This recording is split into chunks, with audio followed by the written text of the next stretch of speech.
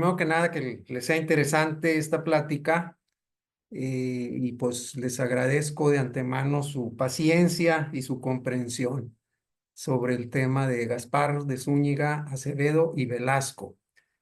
Bueno, pues dicho lo anterior, vamos a ver a este personaje. Él nació en el Castillo de Monterrey, el municipio de Monterrey, comarca de Berín, provincia de Orense, en la Comunidad Autónoma de Galicia, en España. Está ubicado en el norte de Portugal, ¿sí? Y falleció en Perú, en Lima, Perú, el 10 de febrero del 1606 a los 46 años. Fue un noble español de la casa de Zúñiga. Sí, aquí están lo que estoy comentando. Sí, fue el quinto conde de Monterrey, señor de Videma, Ulloa y de la Casa de Rivera. Fue por pertiguero mayor de Santiago de Compostela. Fue el noveno virrey, gobernador y capitán general del Reino de España y presidente de la Audiencia de México. El décimo gobernador y capitán del Reino del Perú y presidente de la Real Audiencia de la Ciudad de los Reyes en Lima. Su padre fue Jerónimo de Zúñiga Acevedo y Fonseca, el cuarto conde de Monterrey, ¿sí? Igual, señor de Videma, Ulloa y de la Casa Rivera y pertigueño mayor de Santiago de Compostela. Su madre fue Inés de Velasco y Tobar. Él se casó en 1583 con una prima hermana que se llama igual que la mamá, Inés de Velasco, y segundo apellido es Aragón, ¿sí? Tuvieron cinco hijos, ¿sí? Entonces, bueno, aquí está el escudo, está la bandera del condado de Monterrey, ¿sí? Y la ubicación dentro de España y donde se encuentra Monterrey en España, ¿sí? Él tiene una educación jesuita en el colegio fundado por su abuelo Alfonso de Zúñiga, que fue el tercer conde de Monterrey, ¿sí? Desde muy joven él colaboró militarmente con el rey Felipe II. A los 18 años ayudó a controlar 18 villas en la frontera con Portugal. Todas estas actividades militares que se realizaban en aquellos tiempos, muchas de ellas estaban financiadas por los mismos condes, por los mismos eh, virreyes, ¿sí? ¿Por qué? Porque la corona a veces no tenía cómo enviarles los recursos o cómo hacerlos, y a cambio de eso, pues tenían ciertas privilegios que lo vamos a ver más adelante, ¿sí? Con sus tropas gallegas, ¿sí? Junto con su primo Francisco Zúñiga y Sotomayor, el cuarto duque de Bejar y Plasencia, y comandados por Fernando Álvarez de Toledo, tercer duque de Alba. Si se fijan, todos son duques, son señores, o sea, por lo mismo, porque estaban apoyando a su rey y con sus recursos iban a apoyarlos. Entonces participaron estos tres personajes en la revista de entrada de Portugal de Felipe en Cantillana en 1580, ¿sí? Eh, Hay mucha información sobre la guerra en el puerto de Coruña, que fue atacada por el inglés Francis Drake. Ahí fue pues una batalla fallida por parte de Francis Drake y de alguna manera fallida la defensa por parte de los españoles. A final de cuentas, no se concretó la toma. No encontré evidencias por ningún lado de la participación directa de Gaspar en esta campaña, ¿sí? Me encontré, me puse a buscar y me encontré en la Real Academia de la Historia eh, un Pues la información de Gaspar de Zúñiga viene más detallado ahí, y a mí se me hace que le echaron un poquito de rollo porque ahí sí dice que fue muy valiente y que estuvo ahí en esta guerra con muy buena participación, ¿sí? Bueno, y dado todos estos actividades militares de apoyo al rey, pues lo nombran, Felipe II lo nombra virrey, gobernador y capitán general del Reino de la Nueva España y presidente de la Real Audiencia, no a todos los nombraban presidentes de la Real Audiencia. Gobernó por 8 años en la Nueva España de 1595 a 1603. Eh, a mí se comentaba ahora en estos días con Vero y le decía que pues, fueron muy pocos años, ¿sí? Me puse a ver de los 61 virreyes que hubo en la Nueva España, pues el promedio yo creo que no eran más de 3, 4 años los que duraban, ¿sí? O sea, los dos primeros virreyes sí duraron entre 15 y 16 años, los demás 3, 2, 1, 5 y así, ¿sí? Entonces, pues yo creo que por eso también estaba todo este control de la Nueva España, pues un poco fuera del control del virrey, ¿sí? Bueno, ya cuando fue nombrado virrey de la Nueva España, ¿qué fue lo que hizo acá en la Nueva España, ¿sí?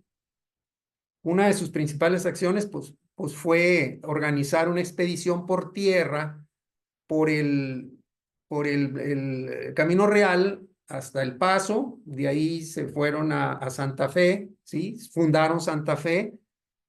Ahí el que dirigió esta expedición fue Juan de Oñate, que posteriormente fue designado gobernador de esa zona del nuevo reino de León y Castilla, que actualmente es Nuevo México, ¿sí? Hubo otras expediciones por mar, ¿sí? Que salieron de Acapulco. La primera fue por el litoral, llegaron a Mazatlán, llegaron hasta a la península de Baja California y ahí se fundó La Paz, Baja California. Después llegaron a otro punto que llamaron el Cabo San Sebastián. Se perdió ese punto, se perdió ese nombre, no hay documentación, pero está documentado de que llegaron a ese punto y lo nombraron San Sebastián, y después que llegaron al punto donde ahora es La Paz, pues era un mejor entorno para fundar una villa ahí. Entonces, llegaron ahí en esa primera expedición. Sí, la segunda expedición, me quedé en la otra, la segunda expedición, ¿sí? Fue también por mar, pero ya por afuera de la península de Baja California, ¿sí? Ahí se fundó, este, se colonizó California, ahí fue Sebastián Vizcaíno, ¿sí? El que tuvo esa expedición, ¿sí? Llegaron espérame, hasta San Diego, ¿sí? Llegaron a la isla de Catalina, que está un poco retirada. La isla Catalina está frente a lo que es ahorita toda la zona conurbada de Los Ángeles, ¿sí? De Los Ángeles, California, ¿sí? Y llegaron un poco más arriba hasta la bahía de Monterrey. Y en honor al virrey lo nombraron Bahía de Monterrey, actualmente Monterrey. Me supongo que porque en Estados Unidos los gringos no usan la doble R, no sé por qué se la quitaron, pero es Monterrey, ¿sí? Y bueno, esos fueron las expediciones que hizo acá por este otro lado. Pero había problemas acá por el lado del Golfo de México, ¿sí? Un pirata, Guillermo Paro, trató de saquear Campeche. Los pobladores, los indígenas, pues los repelieron, ¿sí? Entonces, toda esa zona de Campeche hasta Veracruz trató de concentrar la población en San Juan de Ulúa, lo que es ahorita la ciudad de Veracruz. La ciudad de Veracruz en aquel entonces no estaba pegada al mar, no estaba pegada al Golfo, estaba un poco retirada. Entonces la concentró ahí y ahí empezó la fundación de la ciudad de Veracruz y protegida por el fuerte de San Juan de Ulúa, ¿sí? Este, es un hombre que vio mucho por los nativos, ¿sí? Por los nativos, este, reunió a los indígenas en poblaciones para que convivieran más. Durante su reinado, Ildefonso de la Mota fue designado obispo de Guadalajara, también para fundar allá algunas misiones de jesuitas. Él, acuérdense que fue educado por los jesuitas, ¿sí? Ahorita vamos a ver, cuando llegue a Perú, allá ya no hay jesuitas, allá hay franciscanos y hay del otro tipo de religión, ¿sí? Y bueno, pues lo nombran ahí en 1603 lo nombran ahora virrey de el reino de Nueva Castilla en Perú, ¿sí? Y en 1603 pues se va a Perú. Se va a Perú, sale de Acapulco. Quisiera aquí, si tienen alguna pregunta, comentario, sobre su estancia en Nueva España, acá con nosotros. A ver, Vero,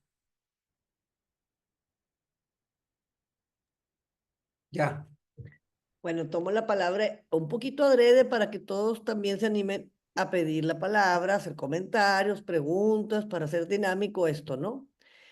Bueno, este, fíjate, Arturo, que luego ayer platicando decía Arturo, no, pues es que se batalla bastante para conseguir información de este señor, de este virrey Gaspar de Zúñiga.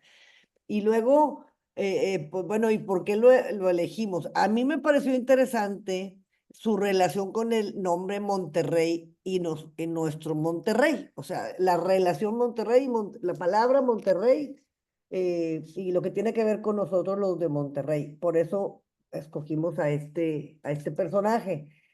Y la otra cosa que a mí me parece sumamente importante, Arturo, es que él venía de lo que le llamaban la casa de Zúñiga, ¿verdad? Que era digamos, un abolengo importantísimo en Galicia, hasta Ujú. donde pude yo ver, ¿no? Que los Zúñiga venían desde 1300, pues eran los señores feudales de la época, y luego se volvieron, pues ya no eran señores feudales, ahora eran, condes y fueron cambiando de títulos.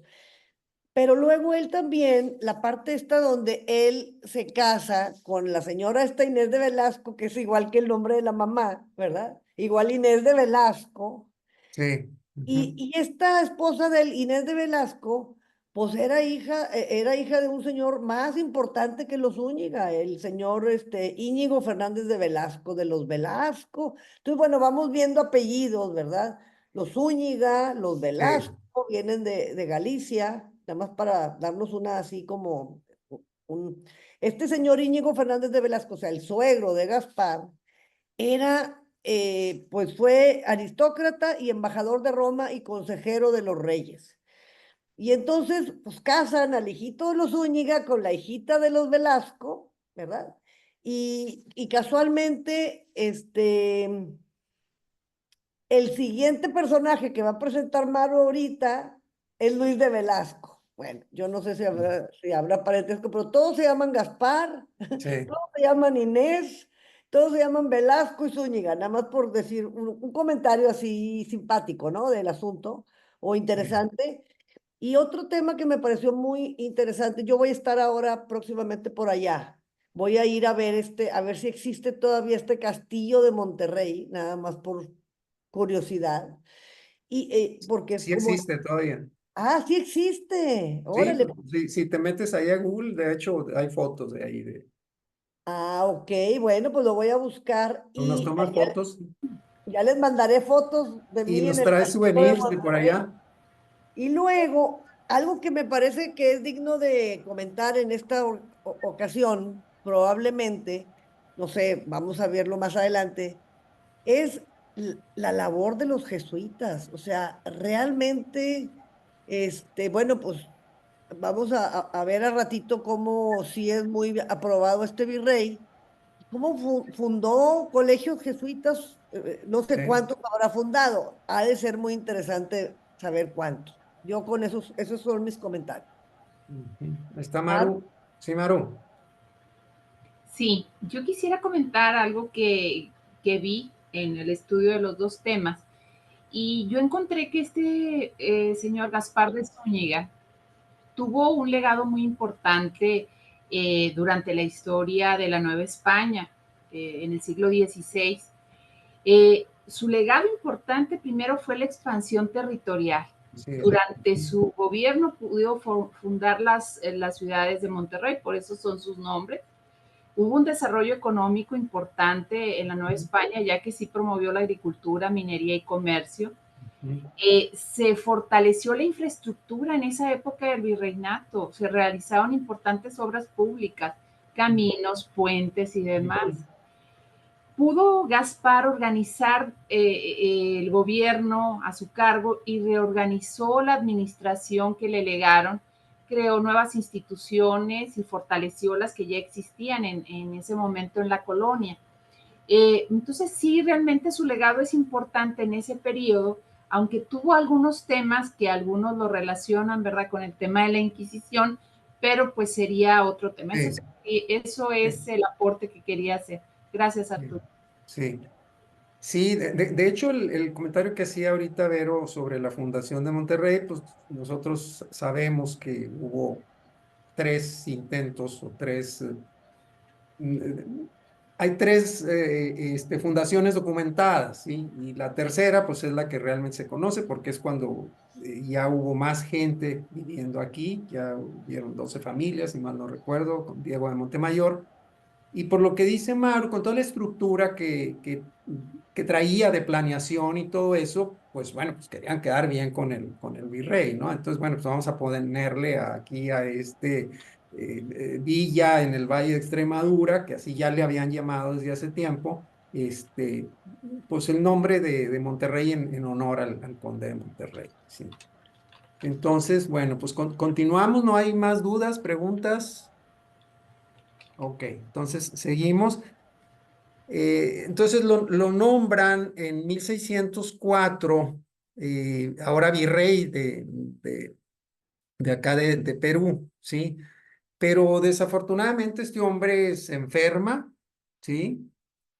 Se enferma y se va enfermo de acá de Acapulco. Eh, Fue muy querido acá en la Nueva España. Decían que de grandes virtudes, reconocido por los indios, le mostraron su cariño y su agradecimiento cuando él se fue. Sí, digo, no sé si esto sería verdad o hasta qué punto sería, pero bueno, fue un buen administrador, fue un buen virrey, sí, en el tiempo que estuvo aquí. Entonces se va de Acapulco y llega a Paita el 24 de mayo de 1604. Paita es un puerto que está al norte de Perú y Lima está más al centro-sur de Perú, ¿sí? Tardó 7 meses en llegar de Paita por tierra. ¿Por qué se fue por tierra en lugar de seguir por mar? No sabemos, no está documentado, pero tardó 7 meses en llegar a Lima, ¿sí? Y falleció en 1606. Entonces, prácticamente fueron 7 meses que anduvo viajando por tierra enfermo, pero aún así estuvo gobernando, ¿sí? Lo primero que hizo, pues, impuso el impuesto de pesas y medidas, porque pues no había dinero y yo creo que estaba muy desordenado allá la recaudación de impuestos, ¿sí? Hubo una tragedia ahí con un volcán y, y pues reunió a la gente, porque la gente, el volcán tuvo su erupción y la gente se fue para todos lados y ya cuando pasó trató de reagruparlos en poblaciones para que volvieran a tener una comunidad, ¿sí? Y no que se desperdigaran, ¿sí?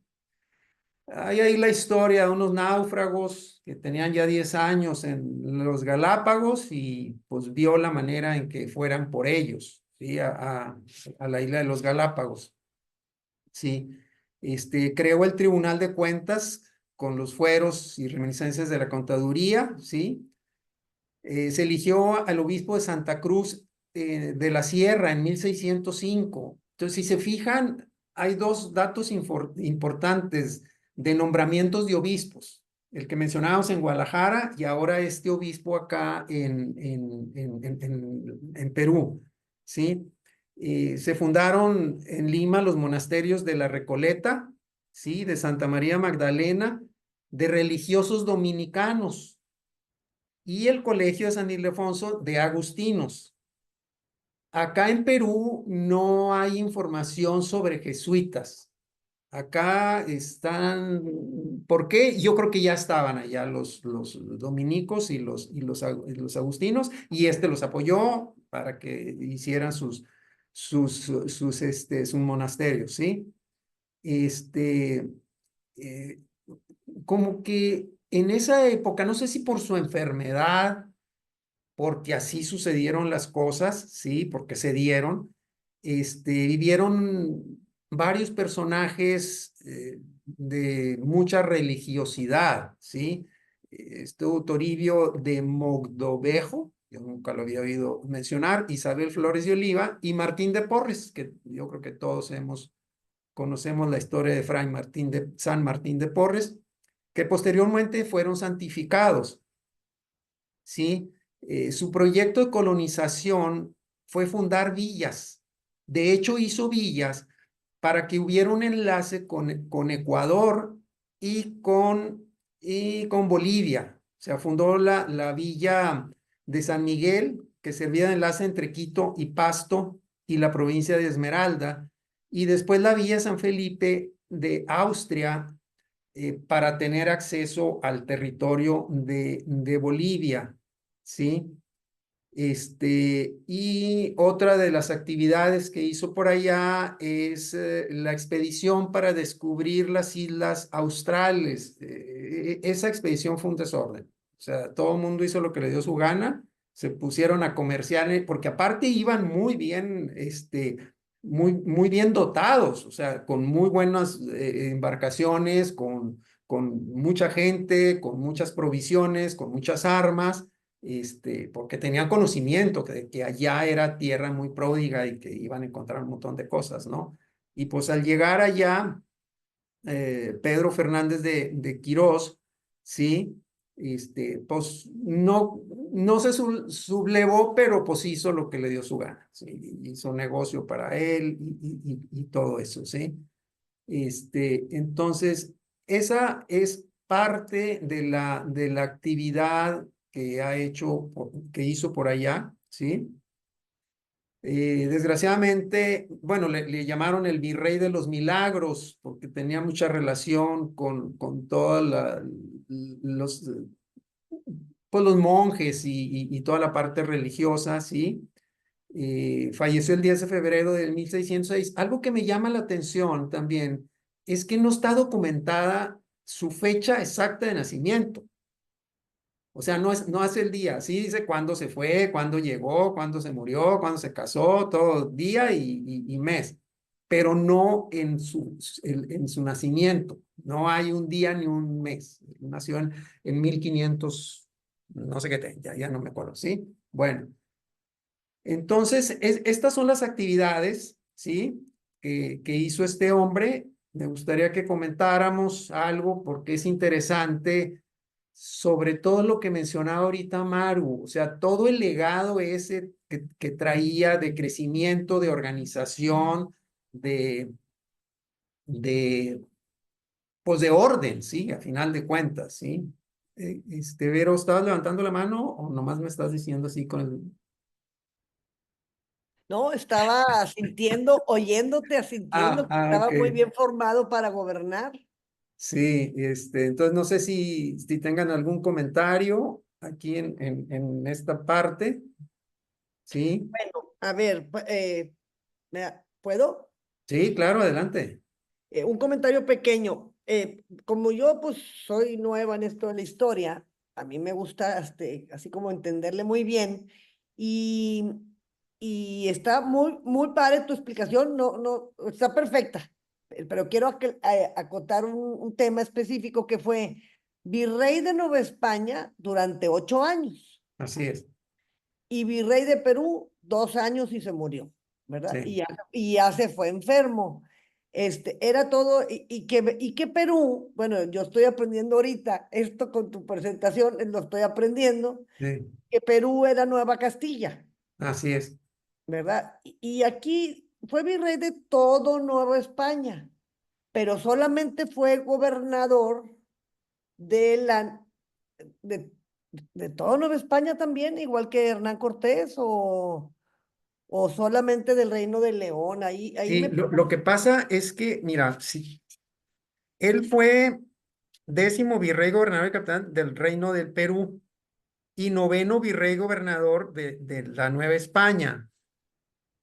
A ver, ya se fue. Sí, de la Nueva España.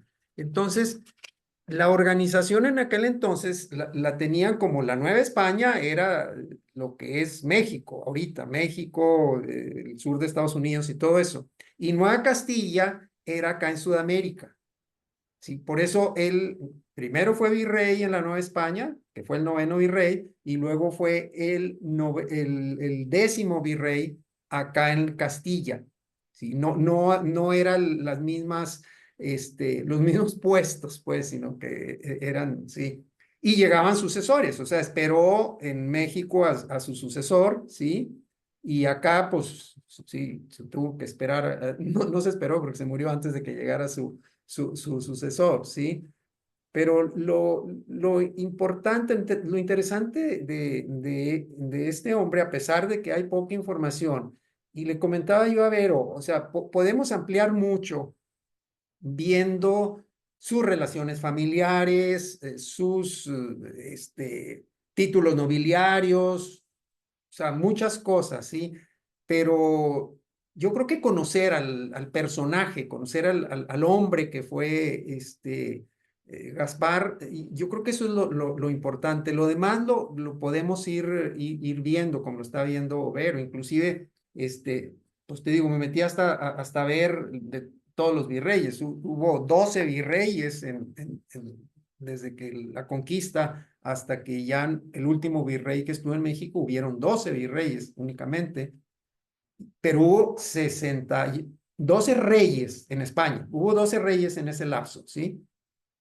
De 1535 a 1820, en España hubieron 12 reyes, repito, pero en la Nueva España hubieron 61 virreyes. 61 virreyes. Entonces, de hecho, aquí ahorita que mencionabas, Vero, a Carlos segundo, sí, mencionaste a Carlos segundo, que lo vamos a ver por ahí después, ¿sí? Aquí también viene dentro de este cuadro, Carlos segundo, que de 1665 a 1700, ¿sí? Entonces, te digo, hay mucha información, nos podemos meter en muchos en recovecos de la información, pero yo creo que lo más importante es conocer al personaje, conocer a la persona, qué es lo que hizo bien, lo que hizo mal, ¿sí? Y ya, pues ver la relación. A ver, Maru, tienes la manita. Oye, pero me falta una preguntita. Ah, no, Eso de, sigue Maru. No, no te creas, adelante. eso de Virrey de los Milagros, ese tema de Virrey de los Milagros, ¿se lo dieron en Perú o se lo dieron en Nueva España? Pues mira, yo creo que como dice ahí el historiador que seguimos, el Zunzunegui, digo, pues ¿quién lo dijo? ¿Por qué se lo dijeron? A lo mejor se comentó, pero no es un título. O sea, es un apodo, a final de cuentas, ¿sí? Es un apodo, ¿sí? Como aquí, como le decíamos a nuestro presidente anterior, ¿sí? Que tenía un apodo, ¿sí? A ver, Maru. Sí, yo quería comentar acerca de lo que preguntó Vero. España a sus territorios conquistados los organizó administrativamente en dos partes, lo que era el virreinato de Nueva España y el virreinato de Perú. Entonces, era muy importante de cómo lo estaban organizando, Sí. pues era amplios expansiones territoriales que tenían, o sea, lo que era la Nueva España era lo que hoy es México, América Central, Guatemala, Honduras, las islas del Caribe también y los territorios de Estados Unidos, ¿verdad? California, Nevada y demás. Entonces, poder administrar todos estos territorios conquistados lo hicieron de esa manera, con estos dos virreinatos y mandaban a gente pues que pudiera administrarlos con el título de virreyes, ¿verdad? Así es. Sí. Era mi comentario. Y lo del virrey de los milagros, estaba aquí checando, no sé si alguien me corrija, ¿verdad? Dice que podía ser interesante de que durante su periodo, él era muy devoto y durante su periodo se presentaron muchos milagros Sí, sí, en sí. lo que fue su administración. Entonces, estos milagros que se presentaban de una o de otra manera se le atribuían, ¿verdad? Y decían que, pues, bueno, se especificaban que esos milagros, su razón de ser era aumentar la fe de toda la población novohispana, ¿verdad?, hacia la Iglesia Católica. Sí. Oye, ahí quisiera comentar, el apodo de Virrey de los Milagros fue en Perú, ¿sí? Y por lo mismo de los personajes que fueron después, los hicieron santos, hubo pues mucha actividad religiosa, ¿sí? Entonces, pues a él también le tocó, y por ser un devoto, por ser él también un hombre devoto, que ahorita voy a hacer otros comentarios de otras cosas que hacía también, ¿sí? ¿Alguien tenía la mano Remedios o quién es? Sí, adelante Remedios, quítale a ver, ¿se lo puedes quitar tú, Vero, a Remedios?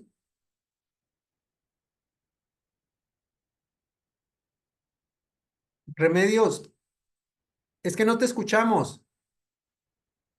¿Ya? Ahora Ah, sí. ya, ahora sí. Ah, bueno. Sí, Bueno, este Gaspar de Zúñiga murió en 1606 en Lima.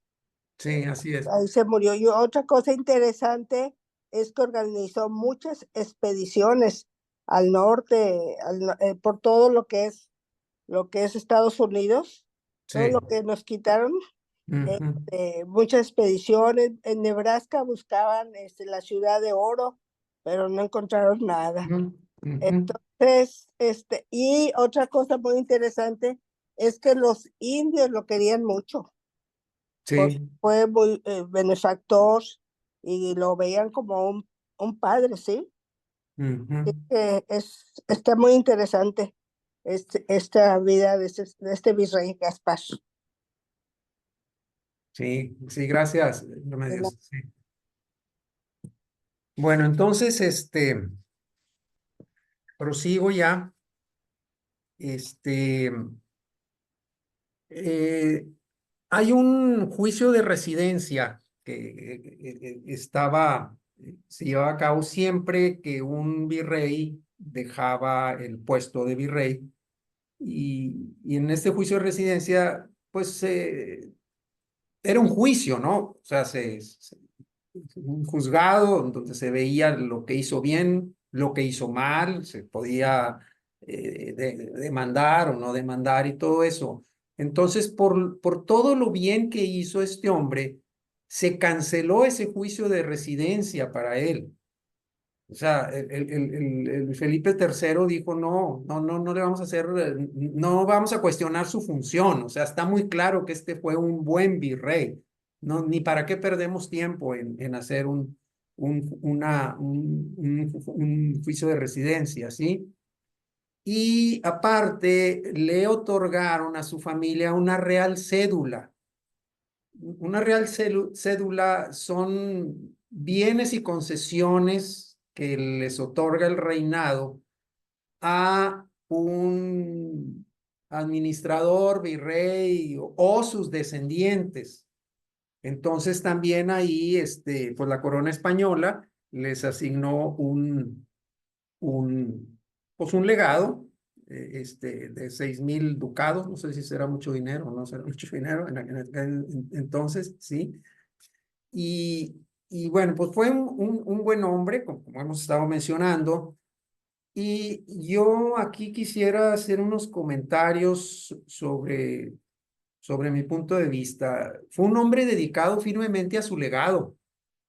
O sea, él estuvo muy enfocado en su función de conde, de virrey, de todo. O sea, si vemos lo que hizo, es ver por el virreinato, crecerlo, como mencionaba Maru ahorita al principio, o sea, organizó todo, era muy responsable, muy organizado, estaba preparado y era activo.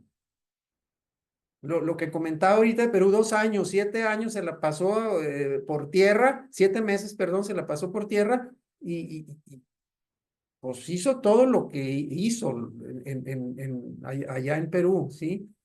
Sus principios y la religión bien fundamentados. O sea, él traía tatuada la religión en su pecho, ¿sí? Y la promovió, no nomás la manifestaba, la promovía aparte. Lo que comentábamos de los obispos en Guadalajara y el obispo acá en Perú.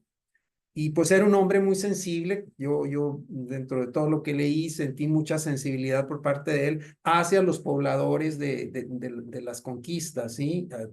A reunir. Acá en Perú llegó y se encontró con que había muchas artesanías, eran muy creativos de las artesanías. Entonces él trató de fomentar mucho esa actividad y que los mejores artesanos enseñaran a los demás para que se hiciera una mejor artesanía en cuanto a su calidad, ¿sí? Y fue muy justo y bondadoso de sus recursos. En Perú ayudó a pagar muchas cosas, se quedó sin mucho dinero él. Y para mí ese es el perfil de lo que yo vi de este hombre. Desgraciadamente, todas las fuentes que estuvimos buscando, pues es la misma información, nomás de diferente manera. Acá en el de la Real Academia de la Historia, está muy interesante porque está mejor redactada. Está mejor redactada que en Wikipedia y bueno, en algún otro lado que nos encontramos, ¿sí? Vi también nomás como información adicional, la batalla de la Coruña y pues también información pues no muy fidedigna y pues te encuentras muchas cosas que no sabes si hacerles caso, si no hacerles caso, a veces te revolucionan más. Entonces, bueno, pues esta es mi presentación. Todavía nos quedan tiempo para más comentarios o podemos ahondar en algunos de los temas que vimos. Vero, ya pusiste el micrófono, adelante. Rogelio Ríos, yo una más una pregunta, lo que habías dicho de que tuvo como un subalterno que fue polémico y corrupto, pero no me contestes porfis, para que Rogelio Ríos tome la palabra. Adelante. Hola, muchas gracias. Excelente presentación, señor Arturo. Muy Sí. interesante, un personaje que yo no tenía bien ubicado. Y mi comentario es el siguiente, es una especie de escenario que me imagino al Virrey de los Milagros, por los años, por las fechas en que estuvo en la Nueva España. Él fue contemporáneo de Miguel de Cervantes Saavedra, el autor del Quijote. ¿Por qué Sí, lo menciono? Estoy metidísimo ahorita en la lectura del Quijote. sí, Cervantes intentó, creo que al menos un par de veces, embarcarse a la Nueva España en particular, más que a Sudamérica. No lo logró, no tuvo ahí el patrocinio suficiente. y publicó en 1604, 1605, creo que la primera edición del Quijote. Y yo me pregunto qué hubiera sucedido en el Hubiera este famoso, si hubiera logrado tener éxito en embarcarse Cervantes a la Nueva España, ¿a dónde hubiera ido a dar? Yo estoy pensando que muy probablemente a las zonas mineras, a las ciudades más prósperas y quizá a Monterrey, aunque era todavía un poblado muy pequeño. Pero sobre todo porque hubiera sido contemporáneo de Gaspar de Zúñiga y con el sarcasmo y la aguda capacidad de observación de Cervantes, estoy seguro que no le hubiera pasado desapercibido, no por el lado del sarcasmo, tal vez hubiera logrado una muy buena impresión de él por su dedicación al trabajo, por su dedicación como lo que ahora sería un funcionario público y por este legado que dejó. Nada más me estoy imaginando eso porque además fue una época, esta de finales de siglo y principios de un nuevo siglo, muy turbulenta, ¿no? Las Sí, guerras en Europa, sí, las guerras en que estaba la corona española pues encaminada, entonces necesitaba el soporte, ¿no? De los virreinatos en América para también sostener su potencia en Europa. Entonces, pero este hubiera sido un encuentro muy interesante. No sé qué le parece a usted, sí. señor. Sí, mira, Rogelio, yo creo, Miguel de Cervantes, si todos recordamos, tuvo una carrera militar antes Así es, sí. de ser literato, ¿sí? Y en una de ellas, pues tuvo un serio accidente, que perdió parte de un brazo, o le quedó un brazo, pues medio inservible. De hecho, su apodo es el manco de Lepanto, ¿sí? No sé, ahorita, pues pienso probablemente por ese problema físico, porque en aquellos años embarcarte en una conquista no era, por eso los piratas los ponen ahí con un Pata palo de de palo. barco, una pata de palo y un garfio, ¿no? Ah, y Porque un gancho, siempre sí. había ese tipo de cosas. No sé si por eso. Ahora, Cervantes, pues fue Cervantes, ¿no? Yo creo que le jaló más su vocación de literato, de escritor, a su vocación de conquistador, o no le gustó mucho que estaban muy feas las guerras, ¿verdad? Sí, quién sabe, es lo que yo pienso Así, ahorita, sí. muy bien. Gracias. A A ver, la Vero. A lo mejor lo que pasa también es que Cervantes en ese momento todavía no era tan, digamos, conocido y exitoso, sino como que fue conocido mejor a posterior de su muerte, ¿no? ¿Estoy bien o me equivoco? Rogelio, Artur. A ver, es Sí, que sí, por supuesto, fue a partir de la publicación del Quijote, que por cierto, leí también que algunos de los primeros, de los ejemplares de la primera edición, lograron llegar a la Nueva España pues porque los viajes eran tan largos que sí, la gente necesitaba ir leyendo en el barco. Eran meses, ¿no? Como mencionó lo del traslado de Gaspar de Zúñiga a Perú, así, y este, publica después, en 10 años después, la segunda parte que ya integra toda la obra del Quijote, pero si le ganó la vocación literaria, como dice Arturo, sobre la militar, que nunca sí, la dejó, el Quijote es él mismo una contradicción entre la espada y la letra, y lo dice en cada uno de sus diálogos y todo. sí, Lo fíjate que interesante es qué sí. hubiera sucedido, ¿no? Sí, estoy viendo la edad de Miguel de Cervantes y él vivió 68 años. Ujú. Nació en 1547, antes que naciera Gaspar de Zúñiga, eh, que nació en 1560. Y Gaspar de Zúñiga, pues falleció en 1606, ¿sí? Sí, Y Miguel de Cervantes en 1616. Entonces, la 16. vida de Gaspar de Zúñiga estuvo en medio de la vida porque fue 22 años mayor Miguel de Cervantes. Gaspar de Zúñiga falleció a los 46 años. Ah, Sí, o ujú. sea, vivió únicamente 46 años, ¿sí? En- pero pues es interesante, es lo que te digo, esto es lo padre de todo eso, ¿sí? Y bueno, pues conocer los personajes, o sea, Miguel de Cervantes, si nos metemos a ver su historia, úfale, de hecho, me encontré con la casa donde escribió nomás les comento así rápido entre paréntesis, hace meses andábamos ahí en Madrid, ya íbamos de regreso al departamento y compramos unas pizzas. Y mientras la esperábamos, pues ahí estábamos afuera y que veo un letrero que dice, en esta casa vivió Miguel de Cervantes Saavedra y escribió El Quijote de la Mancha. Y ahí está la casa. Y está habitada, ¿eh? Está Ah, habitada. ok. Sí. Ahí les mando en el grupo ahí la foto de la casa, sí. Muy bien, Sí. gracias. Entonces, otro comentario. Sí, Fernando Iturribarría. Y no, gracias. Siguiendo un poquitito, me entusiasma mucho en el siglo de oro español, en plena época, ¿no? De aquí, de Cervantes. Sí, el Cervantes fue muy pobre. Tuvo varias veces en la cárcel, que era recaudador de impuestos. Y en 1605 escribe, es más, no se atrevía a escribir obras grandes porque existían los monstruos como Lope de Vega, Tirso de Molina, ¿sí? Entonces Cervantes muy apenas se escribía entre meses. Sí.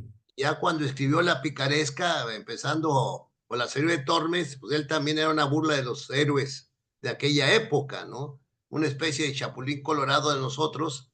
Y él escribió así, empezó la obra, nada más que le metió mucha, pero mucha filosofía, mucho ideal y realismo que se pone así, güey. Y ya 1605 escribió su obra, pero después la dejó abierta. Y en 1610 Fernández de Avellaneda escribió El Quijote Apócrifo, otro Quijote segundo no es bueno, pero que él lo dejó, pero pues eso lo motivó a escribir su segunda parte, creo que fue 1612, antes de morir. Y hay una anécdota que no he checado, no sé si Rogelio o Arturo sepan, que murió el mismo día que murió Cervantes y murió Shakespeare. En los dos genios de la literatura, dicen el mismo día, 1616. Nada más como anécdota literaria, más que histórica, ¿sí? Los dos genios, no sé si había que checar si murió eso. No, pero sí es muy interesante la época de Cervantes y ojalá hubiera venido aquí a México, Oh, ¿sí? Bueno, no en formidable, España, ¿no? admirable. Gracias.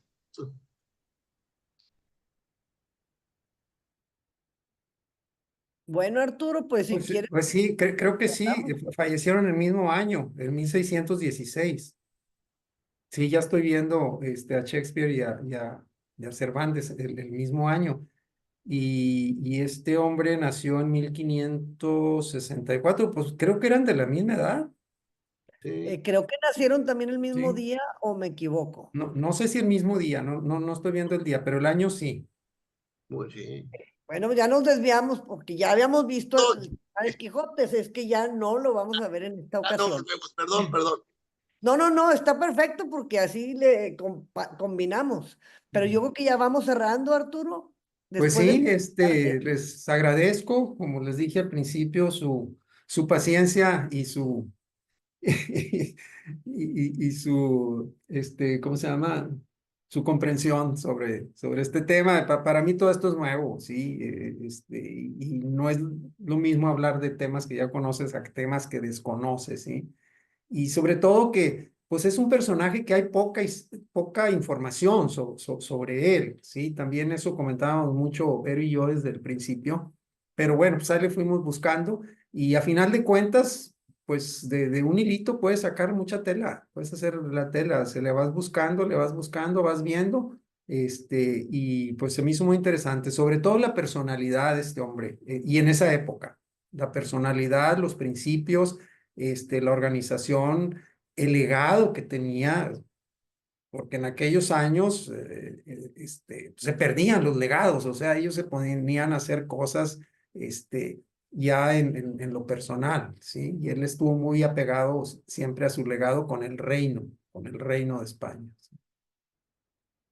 Entonces, bueno, pues esa es mi presentación, les agradezco. Sí, ya se ve bien. Perfecto. Pues muy buenas tardes. A mí me tocó hablar de dos personajes pues interesantes dentro del virreinato de la Nueva España. Es algo que me gustó en este estudio. Uno de estos personajes ya lo habíamos visto aquí en el Club de Historia, que es Luis de Velasco y Ruiz de Alarcón. Lo había compartido Rogelio Dávila. Pero bueno, quiero darle otro sentido a esta presentación. Todos ustedes, si hacemos una pregunta en general, ¿qué sabemos de ese periodo? Fueron 294 años de virreinato que fueron fundamentales para la historia de México.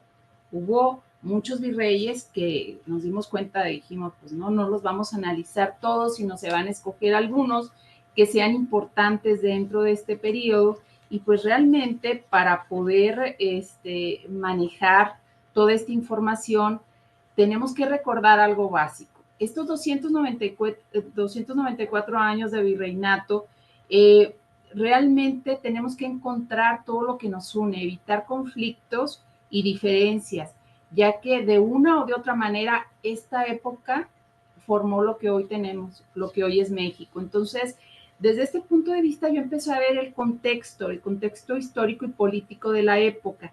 Y empezando con Luis de Velasco y Ruiz de Alarcón, este virrey clave que inicia en 1550, su periodo como virrey de la Nueva España. ¿Qué había en esa época? Pues bueno, en esa época estaban 3 acontecimientos importantes en el mundo. El primero de ellos era la Reforma Protestante y la Contrarreforma de la Iglesia Católica. ¿Por qué es importante que consideremos esto? Porque lo que estaba pasando en el mundo venía a repercutir en la Nueva España. Entonces, si Europa del siglo XVI estaba marcada por profundas divisiones religiosas, la Iglesia Católica propone la Contrarreforma y con esto se influyeron muchas políticas religiosas para todas las colonias españolas. Entonces, ¿qué sucede en esa época, en el periodo de Luis de Velasco? Pues vamos a ver. Otro de los puntos muy importantes y por los cuales Luis de Velasco vino a la Nueva España es que conocía muy bien otro de los puntos importantes, las leyes nuevas que acababan de ser promulgadas por Carlos I de España y Carlos V del Imperio Sacro Romano Germánico. Estas nuevas leyes que se promulgaron en 1542 buscaban proteger de alguna manera a los indígenas y limitar todo el poder que tenían los encomendaderos. La encomienda también fue otro tema que ya se analizó, pero cualquier tema y duda pues lo podemos ver en el transcurso de las preguntas. Yo me preguntaba por qué Carlos V, Carlos I, promulgó las nuevas leyes cuando tocó en su momento ver este tema. Pues fueron puntos importantes porque sí realmente tenía un fundamento teológico.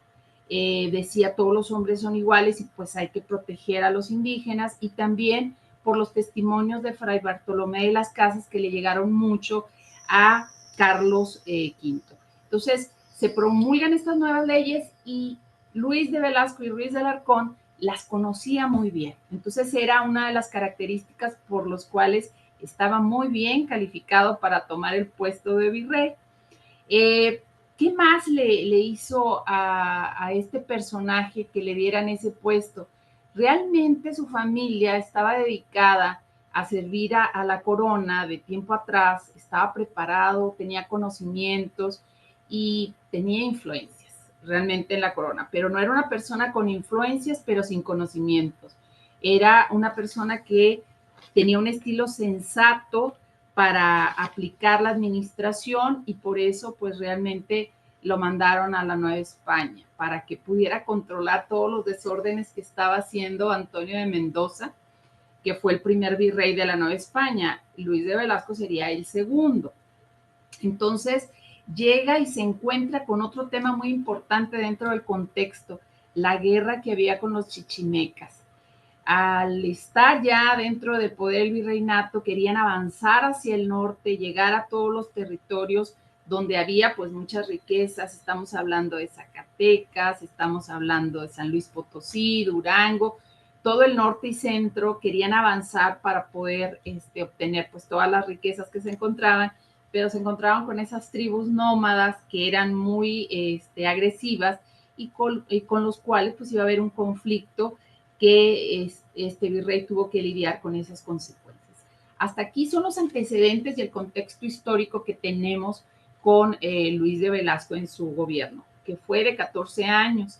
En este periodo de Luis de Velasco llega, yo no me voy mucho a los antecedentes de la familia y demás, sino me voy más en el contexto de qué hizo, qué me sirve de lo que veo en la historia para este presente y para el futuro, ¿verdad? Entonces me aboqué a la parte pues de su trabajo como virrey, que así está conceptualizada la presentación el día de hoy. Entonces él llega a Veracruz en septiembre de 1550, llega para sustituir a Antonio de Mendoza. Antonio de Mendoza traía unos serios problemas porque le había dado muchas funciones a su hijo y estaba haciendo algo desastroso, motivo por el cual manda el rey a poner orden en la administración y le pareció idóneo Luis de Velasco y Ruiz de Alarcón para que sus nombres tan complejos de sus apellidos, pero bueno, entonces lo manda para que ponga orden, pero estaba Antonio de Mendoza con todo el enredo, papeles y demás, haciendo su carpeta para entrega y recepción del puesto, y se ponen de acuerdo en Cholula, Puebla, tanto Mendoza como Velasco, para ver quién se queda en la Nueva España y quién se va para el virreinato de Perú. Entonces, ahí en esa confrontación que tuvieron, dijeron, bueno, se va Mendoza a Perú, toma el barco en Acapulco y parte para Perú y se queda Luis de Velasco a cargo de el virreinato de la Nueva España. Él siempre tuvo un estilo sensato de gobernar, con muy buen ánimo, y pues todo lo que él hizo durante este periodo de 14 años fue un periodo de consolidación y crecimiento para esta vasta colonia española. Entonces, algunos antecedentes básicos, pues sí, él nace en 1511. ¿Por qué lo tomo nada más esto como referencia? Porque viene a administrar un amplio reino a la edad de 39 años y realmente toda su carrera comienza a edad temprana y su familia pues estaba con conocimientos para gobernar y mantener el orden. ¿Cuáles fueron los puntos más importantes que yo encontré en el periodo de la administración de este virrey? Pues durante este periodo se fundó la Universidad de México. Uno de los logros más importantes de este periodo fue esta fundación, que fue en 1551, aunque se empezaron a dar los cursos 2 años más tarde, en 1553. Realmente esta institución educativa jugó un papel muy, muy importante en toda la élite novohispana y difundió el conocimiento. Entonces, se preocupó por la educación, ¿verdad? La educación, obviamente había sus rangos, había sus niveles, pero había que traer el conocimiento a estos nuevos territorios gobernados, o sea, era básico, no podían dirigir sin tener pues cimientos sólidos para el crecimiento de estos territorios, ¿no? Otro punto muy importante de este virrey fue su relación que tuvo con los indígenas. Realmente él sí mostró un genuino interés y bienestar por los indígenas. Promovió el respeto para sus costumbres y trató de mejorar sus condiciones de vida. Muy difícil esta situación por la guerra que había con los chichimecas. Fue una guerra muy compleja que duró muchísimos años y que estuvo durante el periodo de él, pero lo trató. Se encontró también con una disminución de la población indígena en su periodo y la población indígena la necesitaba como mano de obra. Entonces, todo era como, pues como buen administrador, un ganar-ganar, ¿verdad? Pues los tratamos bien, hacemos mejores sus condiciones, fomentaron, sí recordamos, ¿verdad? El entorno que les comenté al principio, que estaba el tema de la contrarreforma, por lo cual dentro de los aspectos políticos, la iglesia tuvo una gran influencia y puso muchas directrices que se llevaron a cabo dentro de la administración del virreinato, ¿verdad? Otro punto importante fue el desarrollo económico. Durante esta época se impulsaron mucho la agricultura y la minería, motivo por el cual se recrudeció el tema, o sea, en Zacatecas tratar de sacar los minerales y demás, pues había el problema, mandaban a la gente y estaban pues todos esos chichimecas que estaban pues al asalto de todas las personas que iban a expandir y a recolectar esos tesoros. Entonces, ¿en qué periodo, quién era el rey en ese entonces? Si lo ubicamos en el virreinato, en el periodo de administración que tuvo Luis de Velasco, pues estuvo casi 6 años con Carlos I y Carlos V, ¿verdad? Que es el mismo personaje, pero tenía 2 títulos por los territorios que gobernaba, y fallece y le deja pues el trono a Felipe II. Entonces, él tuvo mucha prudencia en esta transición y pudo lograr dentro de la Nueva España que todas las medidas que traía Felipe II se pudieran impulsar en la Nueva España sin que se sintiera tanto el cambio del nuevo rey. Entonces, era una persona que manejaba muy bien todos los asuntos políticos y que también los manejaba, que se le llamaba el prudentísimo tutor y padre de la patria. Le daban ese apodo. Como que en esa época, bueno, y todavía, ¿verdad? Como se reconoce a muchos políticos, se les da algún sobrenombre o algún apodo. Tuvo acontecimientos muy complejos que tuvo que sortear, como fue la inundación, hubo grandes inundaciones, o fue la primer gran inundación que hubo en la Ciudad de México. Entonces, pues lidiar con ese tema, que pues ya lo conocía un poco y que se los voy a comentar en lo que hizo su hijo, pero trataban de sacar todo el agua para poder evitar problemas. Otro punto con el que se enfrentó este personaje fue con las enfermedades, la peste. Entonces ahí también hubo mucha mortandad, se enfrentó a ese acontecimiento y pues bueno, tuvo que sacar adelante. ¿Qué hizo también este personaje? Pues reorganizó toda la administración colonial. Él lo que buscaba era tener mayor eficiencia y transparencia para poder dar buenos resultados. Era su consigna, a eso vino a la Nueva España, a poner orden. Por eso el tiempo que duró. 14 años se dice fácil, pero estar gobernando este territorio con una guerra, con los problemas políticos internacionales, con la reforma, aplicación de leyes específicas, pues no era fácil, pero realmente lo logró. Entonces, ¿cuál fue? Aquí puse algo de cuál fue el impacto de la universidad en el desarrollo educativo en México. Pues realmente fue un acontecimiento muy importante, un hito circunstancial en la historia de la Nueva España.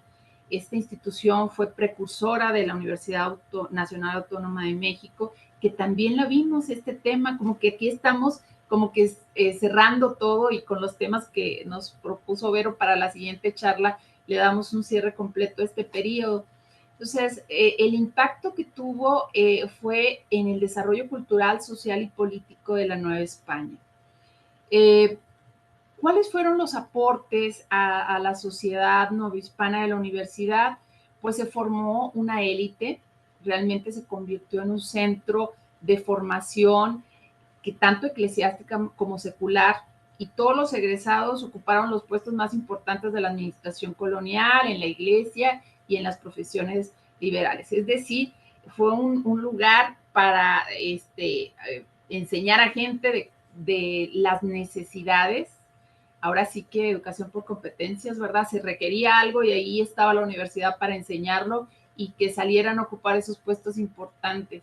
También la difusión del conocimiento. Realmente fue el vehículo especial para difundir todo el conocimiento, donde se enseñaban teología, derecho, medicina, filosofía, temas o conocimientos necesarios para el progreso de este territorio. Se buscó tener una identidad cultural. Realmente se forjó la identidad cultural novohispana, fomentando el estudio de la historia y las tradiciones de la región.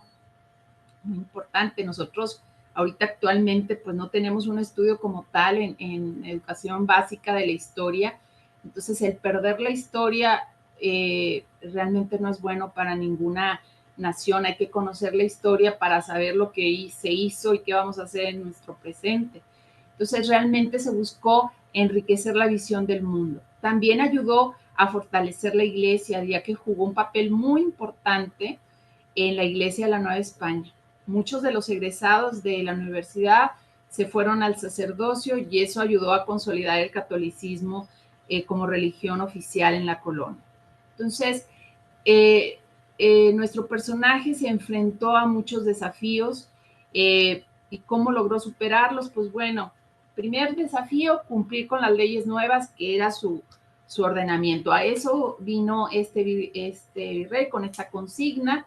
También, como dentro de las leyes nuevas, aparte de la protección para los indígenas, venían limitaciones para todos los encomenderos, pues había mucha resistencia, ¿verdad? O sea, ¿cómo las vas a aplicar? Entonces, estar conciliando estas partes, pues fue complejo. La escasez de la mano de obra indígena, también la presentación de invasiones y amenazas extranjeras y los desastres naturales. ¿Qué hizo él para poder combatir todos estos desafíos? Primero, utilizar la diplomacia y la negociación, puntos básicos en cualquier político, ¿verdad? Ahora sí que son las bases fundamentales que ahora a veces se olvidan, pues bueno, ¿verdad? En la actualidad, pero a veces pienso, si leyeran un poquito la historia y cómo se resolvieron las cosas, pues a lo mejor otra cosa sería en la política actual. También fortalecer la administración. ¿Qué es lo que tengo? ¿Qué recibió de Mendoza y hacia dónde quería llegar él con la consigna y con las instrucciones que él tenía? Dos puntos muy importantes: fortalecer estas actividades económicas, agricultura, ganadería y también minería. Construyó diversas fortalezas. ¿A qué me refiero con fortalezas? Tenía esa guerra con los chichimecas y entonces formaba fuertes, ¿verdad? Donde podían ir avanzando para protegerse de todas las amenazas de los indios que llegaban ellos con la consigna de atacarlos. Eran salvajes.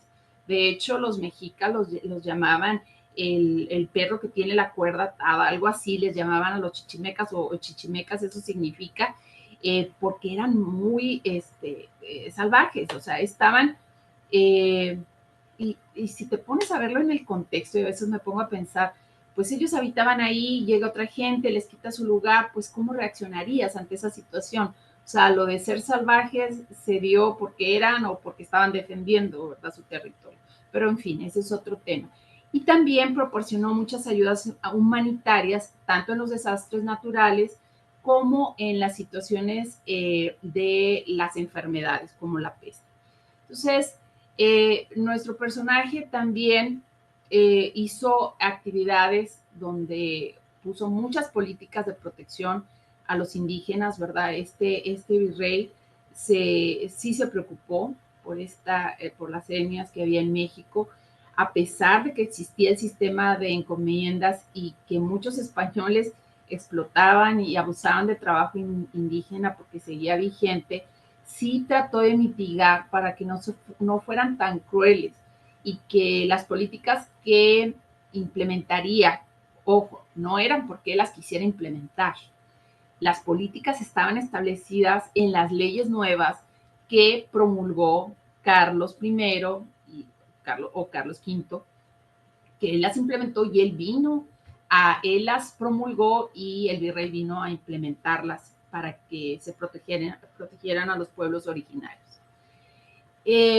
Aquí, en este punto, pues bueno, se fomentó la evangelización. Realmente, ¿qué diferencia hubo entre Luis de Velasco y otros virreyes?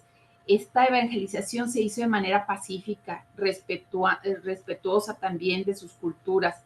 Los frailes que trabajaban en este periodo y trabajaban con el gobierno fueron instruidos para enseñar a los indígenas no solo la religión católica, sino también los oficios, habilidades que les permitieran mejorar su calidad de vida. Se crearon pues diferentes zonas, ¿verdad?, donde se iban a proteger a los indígenas, pero ahí sí hubo un cierto abuso, porque sí se empezaron a incrementar ciertos impuestos, siempre, como siempre, tema impositivo, ¿verdad?, que no le gusta a la gente, pero pues es parte del proceso. Los gobiernos es lo que requieren para poder realizar su actividad pública. Pues molestó, ¿verdad? Antes estaban exentos de pagar impuestos y hubo ciertas regulaciones que no les gustó.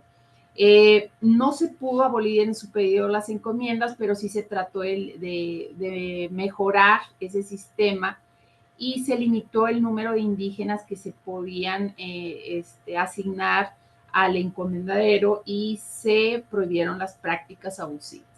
Ver a nuestro siguiente personaje, que es Luis de Velasco y Castilla, el mozo, y le llamaban el mozo para diferenciarlo del papá, que fue primero.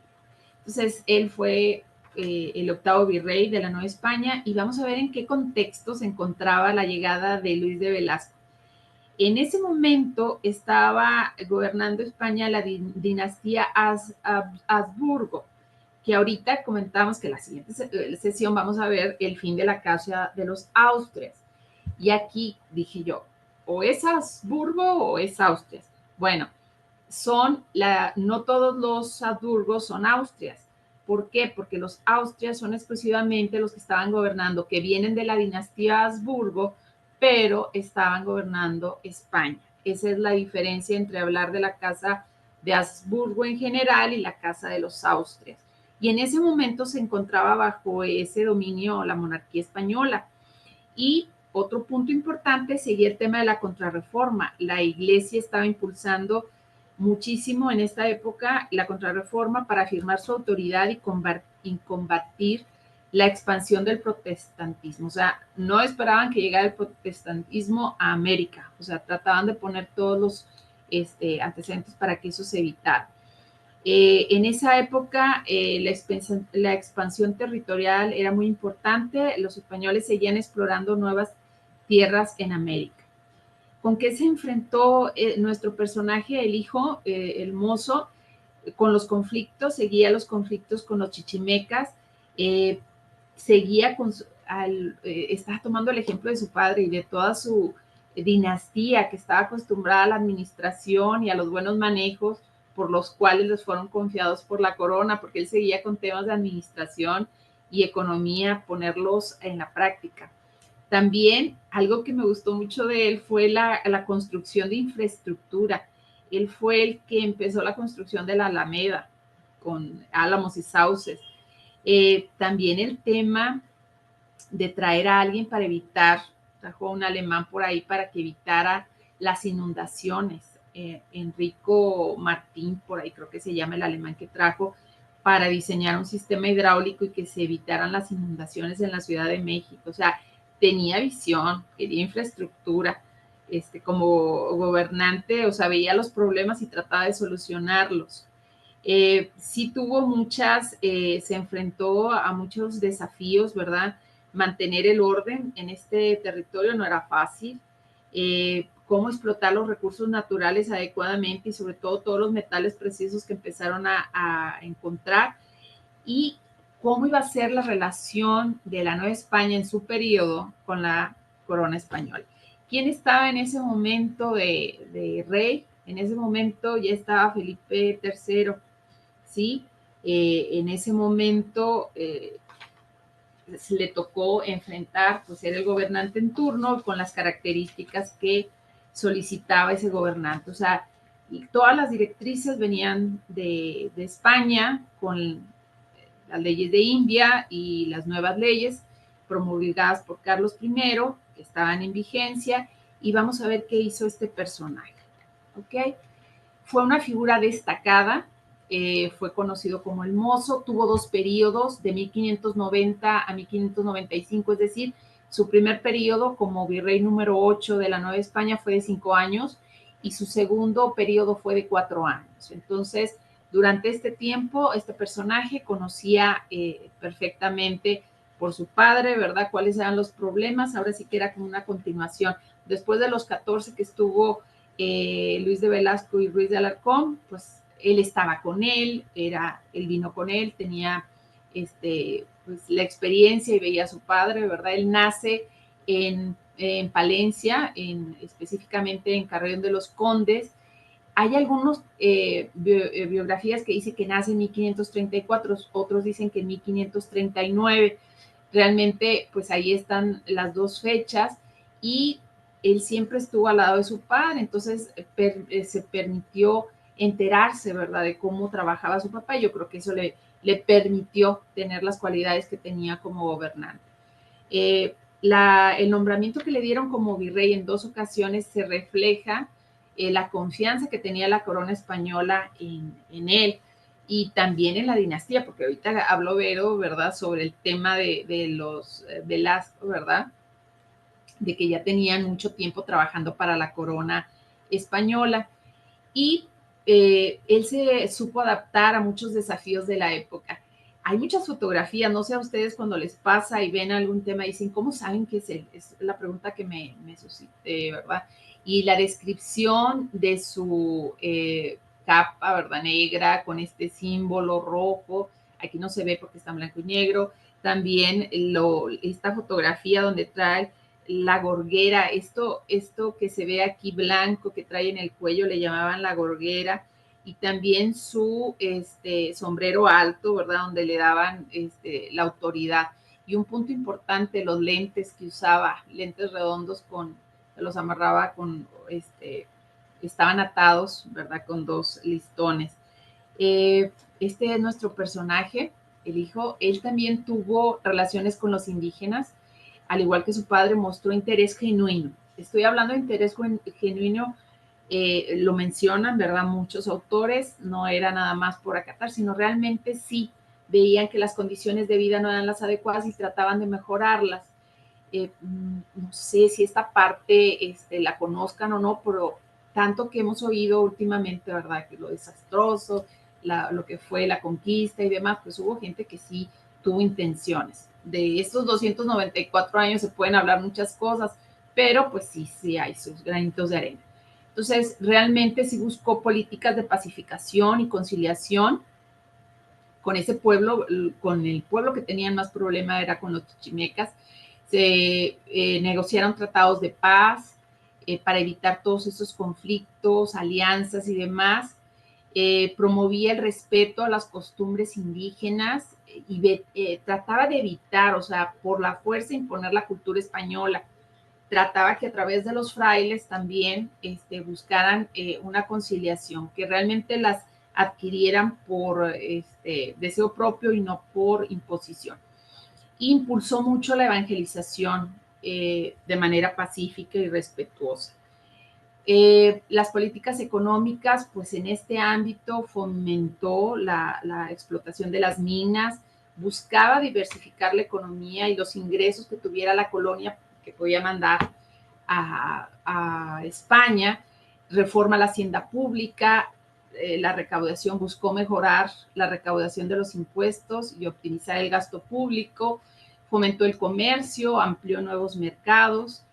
También la defensa fortaleció muchas edificaciones, también incrementó el gasto militar y las negociaciones diplomáticas. ¿Por qué sucedía esto? En su periodo hubo diversas amenazas como los ataques de piratas y corsarios y conflictos con diferentes potencias europeas. Esta es la presentación de El Mozo. Voy a dejar de presentar.